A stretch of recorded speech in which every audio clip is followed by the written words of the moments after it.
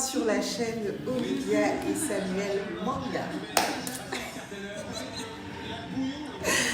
Ce soir, j'espère que vous allez bien. D'abord, attendez que j'essaie d'éteindre la... Ce soir, nous avons un petit sujet pour vous. Le sujet de ce soir, c'est simple. Comment garder... quel sujet est-ce qu'on va prendre? Comment faire durer son mariage? Est-ce que ça a un sens, c'est ça?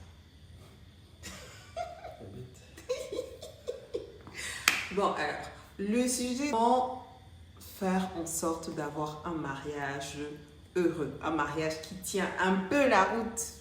Ok? Alors, premier tips, on va donner la parole à Monsieur Manga. Premier tips. Écoutez, la femme doit être soumise, hein? Elle doit aimer son mari, elle doit être soumise et puis elle doit accompagner son mari dans tous les projets, que ce soit dans les moments difficiles ou dans les bons moments. Donc elle doit être un soutien pour son mari. Je pense que ça c'est la base. Numéro 1, la femme doit être soumise à son mari. Alors que, bon, hein, ok, on ne discute pas ici. Tips numéro 2, ça c'est moi qui vais donner les tips numéro 2. Tips numéro 2, l'homme doit pourvoir aux besoins de son foyer. Ah, ça c'est très important. En fait, ça ne veut pas dire que la femme ne doit pas apporter, que ce soit financièrement ou matériellement, mais c'est juste que la responsabilité quand même repose sur l'homme. Et il faut qu'il en soit conscient et il faut que, qu'il prenne son rôle au sérieux. Parce que effectivement, les désirs de la femme doivent se porter vers son mari. C'est toujours comme ça, les gars. C'est toujours comme ça. La femme porte ses désirs vers son mari et c'est lui qui doit pouvoir pourvoir à un certain nombre de besoins. Ça peut arriver qu'il ne puisse pas le faire, mais le simple fait qu'il en soit conscient et qu'il travaille à le faire, en fait, ça fait en sorte que le cœur de la femme trémousse. Ok?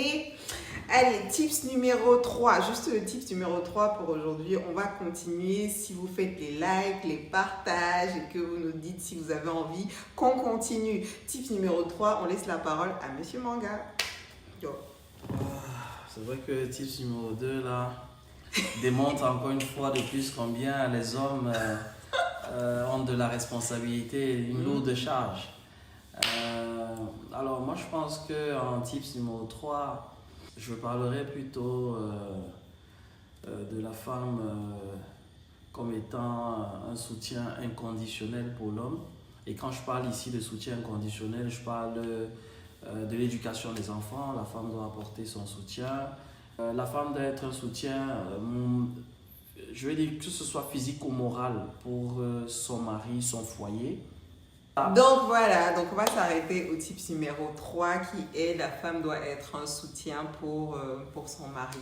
Alors voilà, chaque mariage, il faut savoir que chaque mariage est unique, chaque couple aussi est unique. On ne va pas forcément copier-coller, mais il y a quand même des bases qui doivent être, qui ici elles sont quand même encadrées. Il y a quand même des choses qui permettent d'encadrer le mariage. Et si au moins ces petites bases-là sont respectées, je pense qu'on peut, sur la base de ces choses, travailler ensemble pour bâtir nous-mêmes notre foyer et ce qu'on a envie de faire de notre foyer.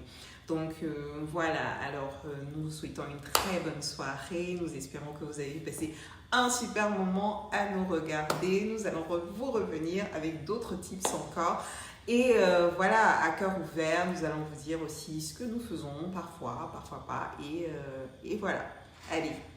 Allez, à très bientôt. Ciao, ciao. N'oubliez pas de partager, liker, commenter. Voilà. Et surtout, n'oubliez pas de vous abonner à nos salles de sport, Bonamou Sedi, Yassa. Venez nous rejoindre, envoyez-nous vos enfants pour qu'on puisse s'occuper d'eux. Gymnastique, danse classique, danse, afro-danse, etc. Envoyez-nous vos enfants. Karaté, piano, art plastique. Et bien d'autres, natation bientôt, salle de jeu bientôt. Voilà. Allez, bisous. Ciao.